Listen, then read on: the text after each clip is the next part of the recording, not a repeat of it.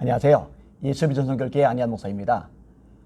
전광웅 목사님께서 재구속되었죠. 엄밀하게 말하면 이제 보석이 취소가 된 거예요. 주요 이유가 뭐냐? 방역 방해. 그게 주요 이유예요. 뭐 여러 가지 이야기를 들 수 있겠지만은 가장 대표적인 게 광화문 집회를 연 것. 이걸 예로 들 수 있을 겁니다. 이 광화문 집회는요, 문재인 정부 입장에서 볼 때 깜짝 놀랄 만한 일이에요. 그렇게 어마어마한 사람들이 모여들었다는 거. 위기가 느낄 만하죠. 게다가 비까지 쏟아지는데, 코로나19 때문에 사람이 두려워 떨 만한데, 그런 상황임에도 불구하고 엄청난 인파가 광화문을 꽉 메웠거든요. 겁이 덜컥 날만하죠. 사실 문재인 정부가 정권을 잡은 게 촛불 집회 때문이었죠. 그래서 문재인 정권을 촛불 정권, 그렇게 이야기를 해요. 그래서 촛불 정신을 계승한다, 이런 표현도 씁니다. 그런데 이 광화문에 모인 인파는요, 촛불의 인파를 넘어서요. 촛불이 아니라 횃불 수준이죠. 그러니 깜짝 놀랄 수밖에 없는 거예요. 그러니 두들겨 잡을 수밖에 없는 거예요.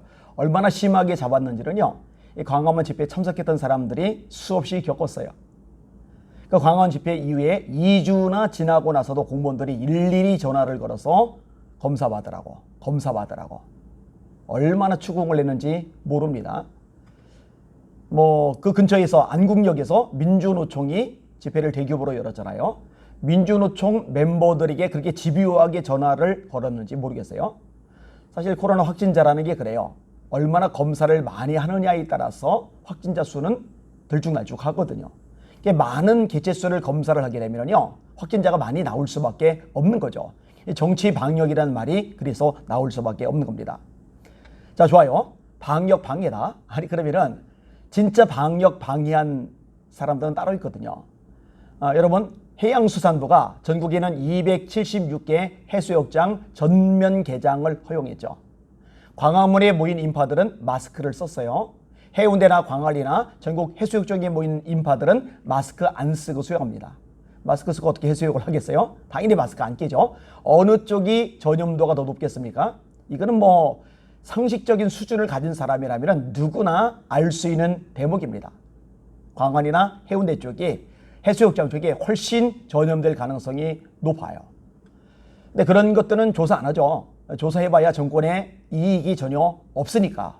이 불리한 거는 그냥 건너뛰는 게 특징이니까. 아무튼 이 전국 267개 해수욕장 허용을 해줬던 해양수산부 장관 책임져야죠. 처벌받아야죠.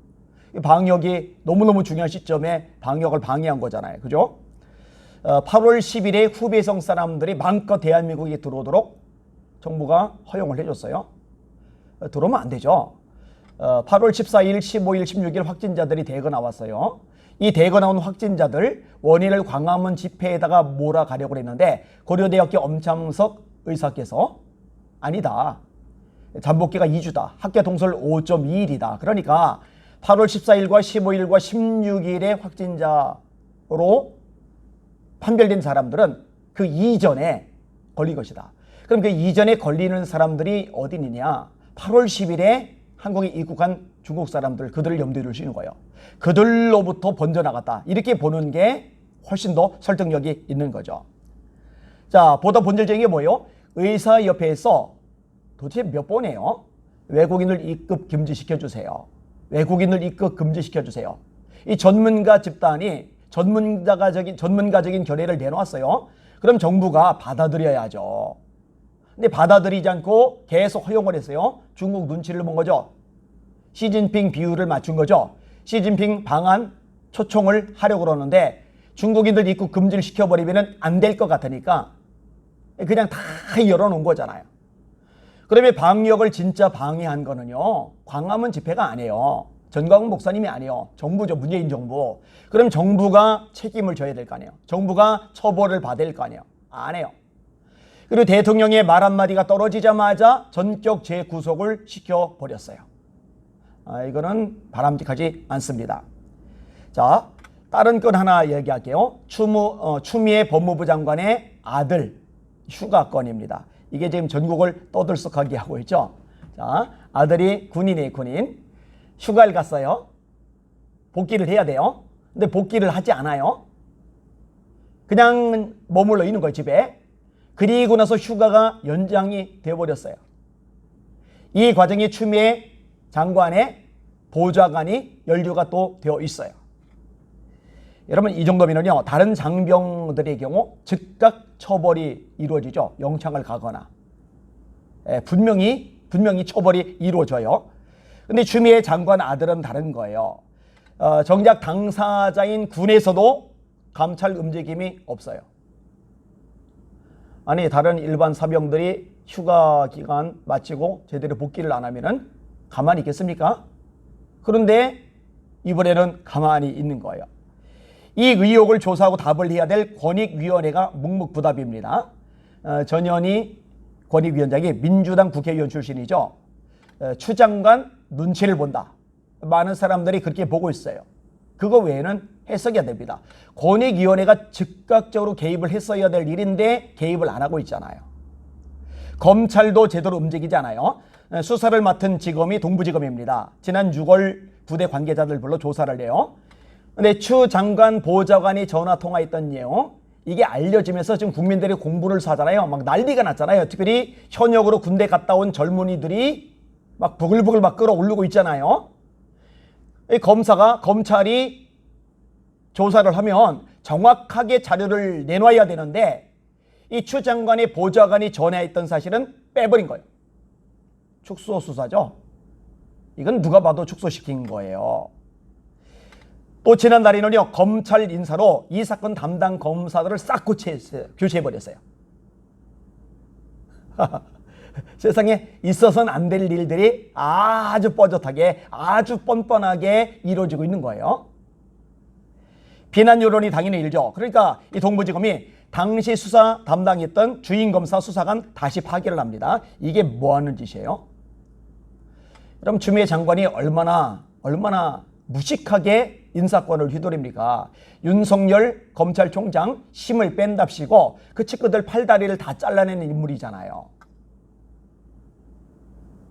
자기한테 잘 따르는 이성윤, 이런 사람들만 높여주는 여자잖아요. 그러다 보니까 나머지 검사들도 알아서 긴 거밖에 안 되는 거죠. 자기들의 목줄을 쥐고 있는데, 인사권을 쥐고 있는데 그 눈밖에 나고 싶지 않은 거죠. 그러다가 국민들 여론이 안 좋아지니까 공분들이 막 일어나니까 그제서야 수사 검사를 원위치 시킨 거죠. 추 장관이요, 아들 의혹 등과 관련해 검찰 수사 내용을 보고받지 않겠다라고 마치 투명한 것처럼, 깨끗한 것처럼 이야기를 끄집어내요. 진중권 교수가 아주 정확하게 지적을 했죠.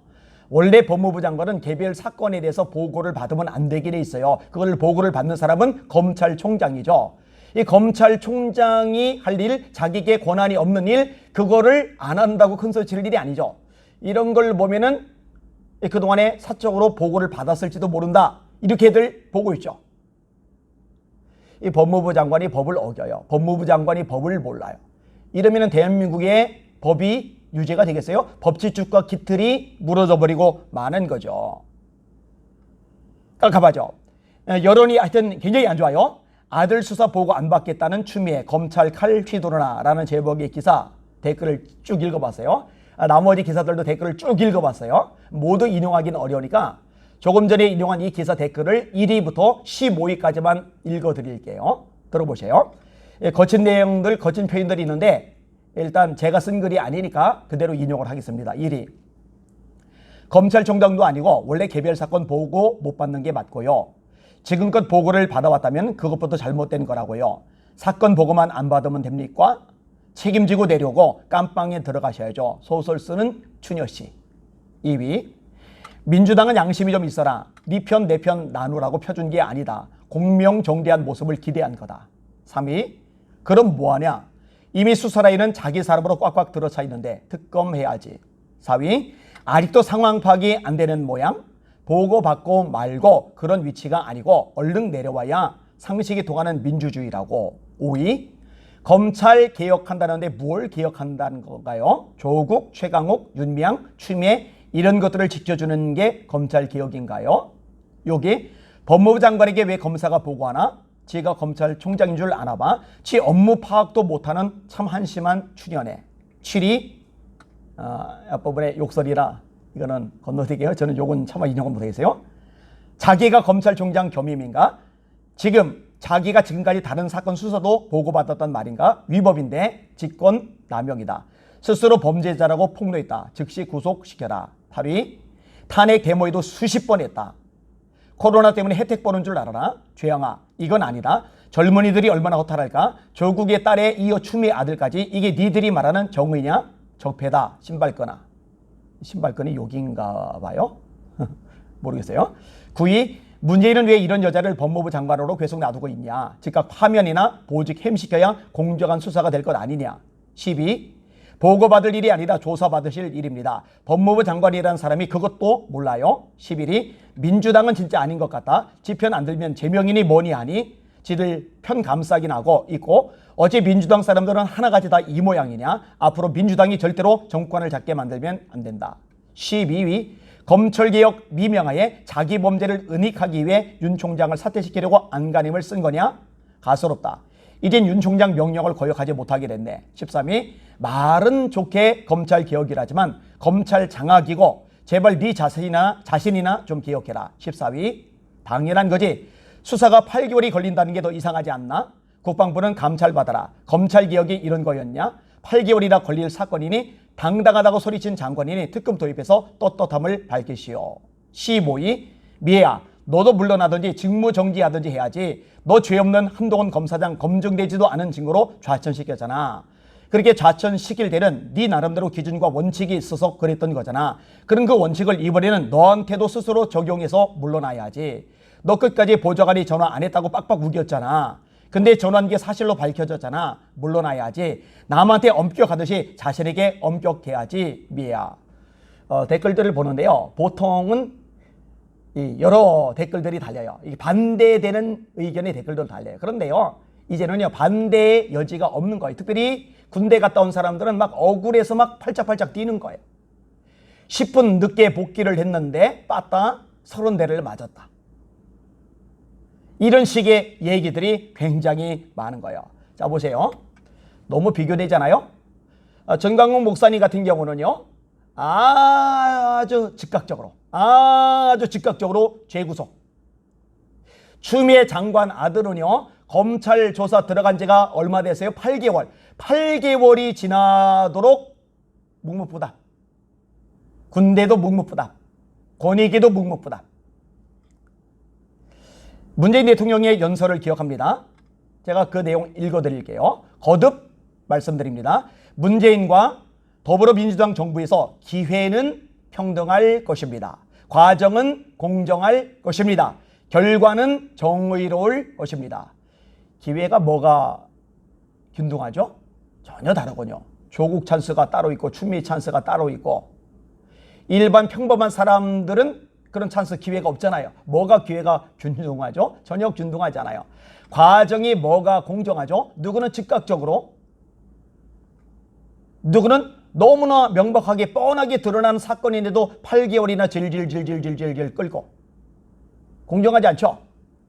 결과는 정의로울 것입니다. 뭐가 정의로워요? 윤미향 것만 해도 그래요.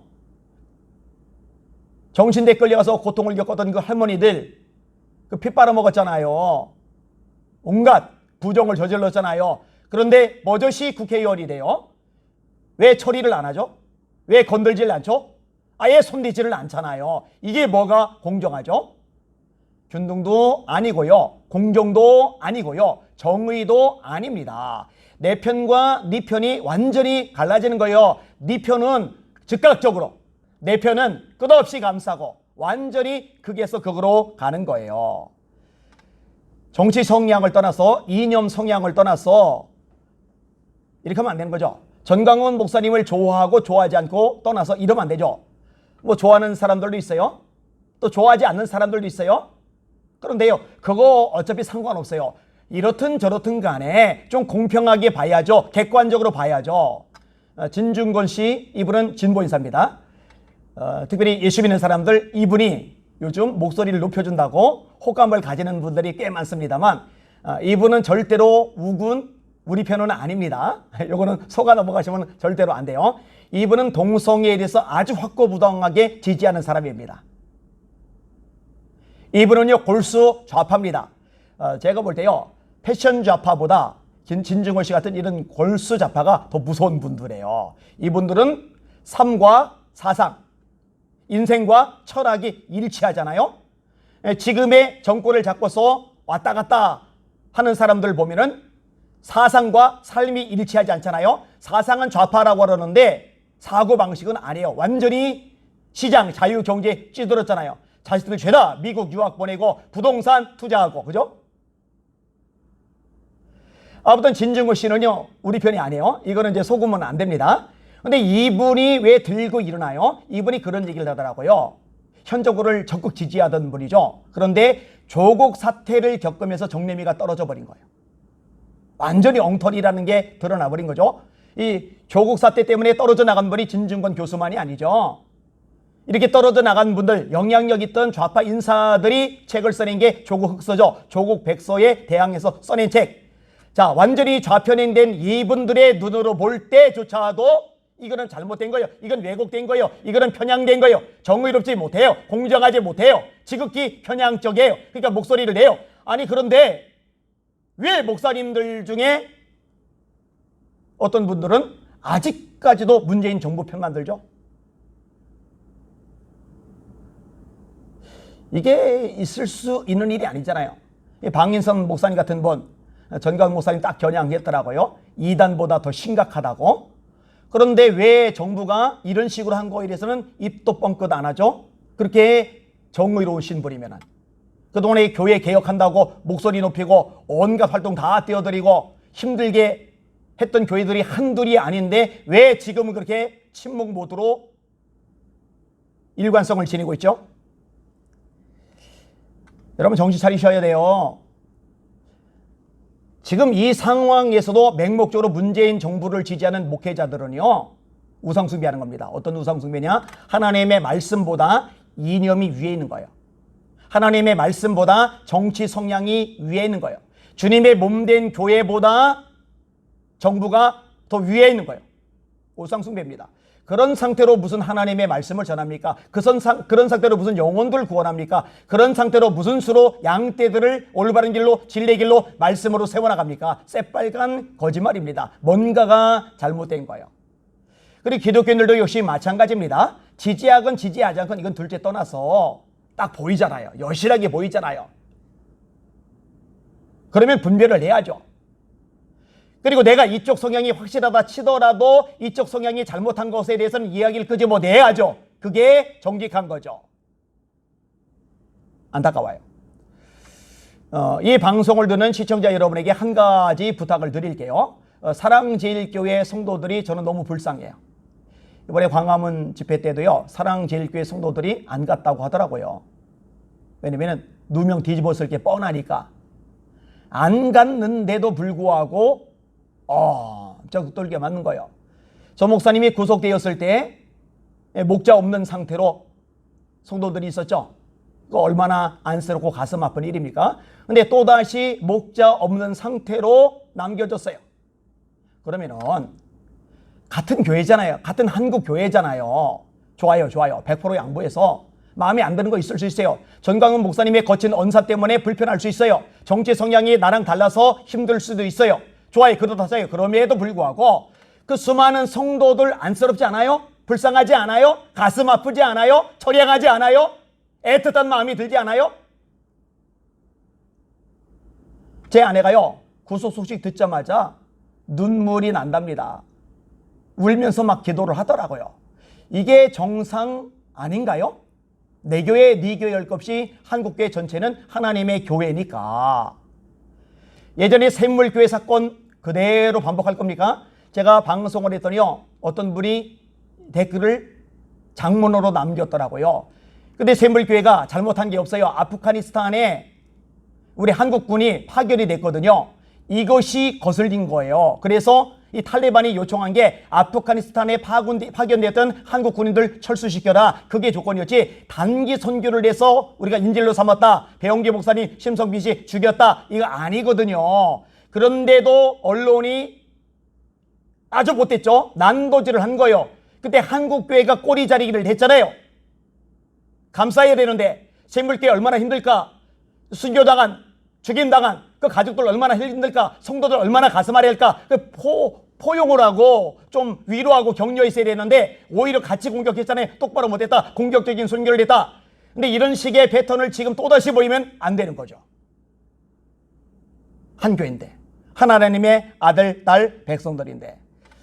다시 말씀드립니다. 이 방송을 듣는 여러분들만이라도 이 방송을 듣고 마치는 순간 한마디라도, 아니면 듣는 중에 한마디라도, 하나님, 샘물교회가 아니라 사랑제일교회 성도들 불쌍히 여겨 주시옵소서, 은혜 베풀어 주시옵소서, 마음의 아픔과 상처를 싸매어 주시옵소서, 위로하시고 격려하여 주시옵소서, 이렇게 꼭 기도해 주시기를 주님의 이름으로 부탁을 드립니다.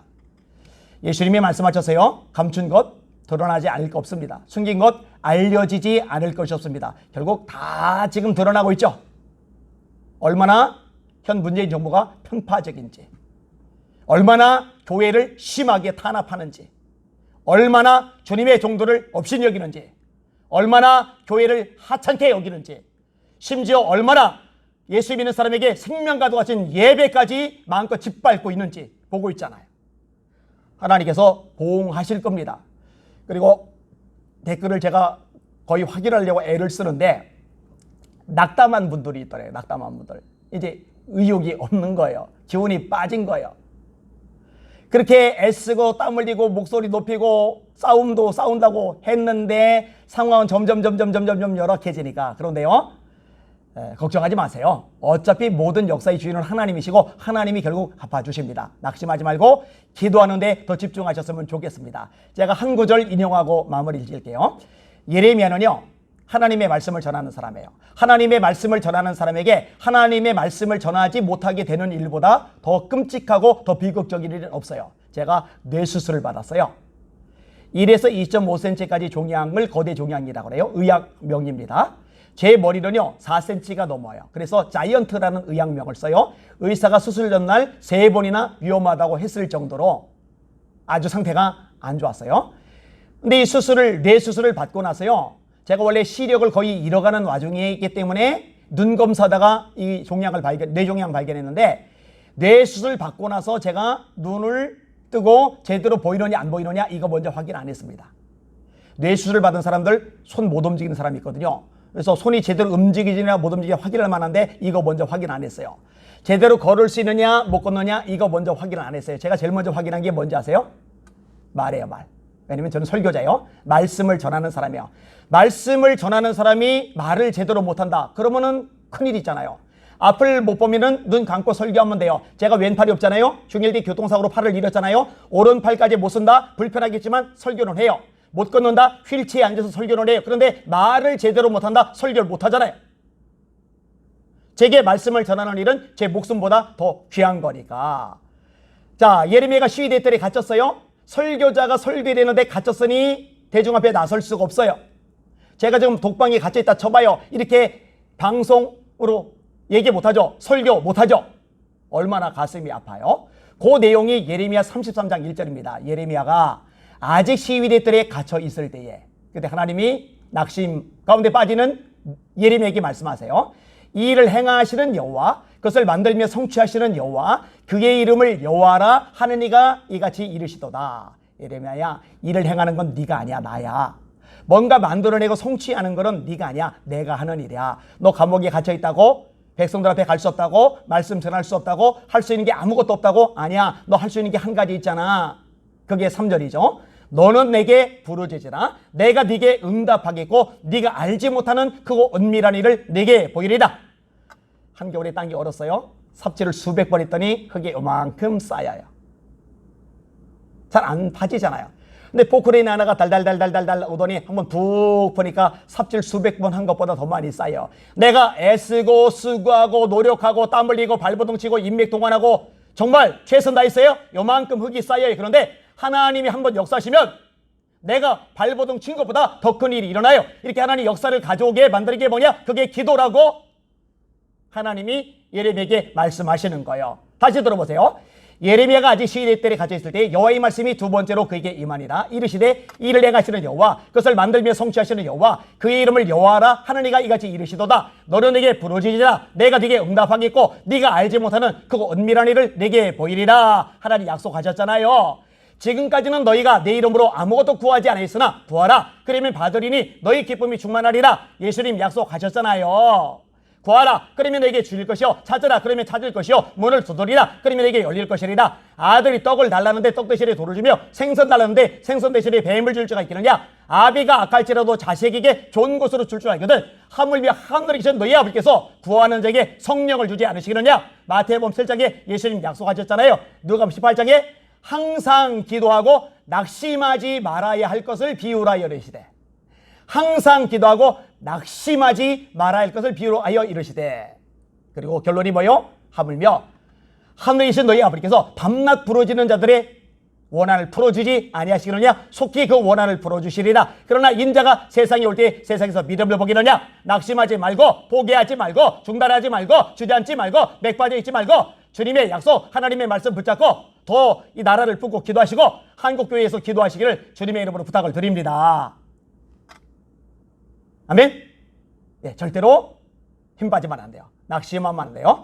하나님께서 보응하실 것입니다. 하나님께서 갚아주실 것입니다. 그 하나님을 바라보고 힘을 내시고 기도하시고 도전하시고 목소리 내시고 싸우시고 승리하시는 주님의 종들 다 되시기를 예수님의 이름으로 축원합니다. 할렐루야.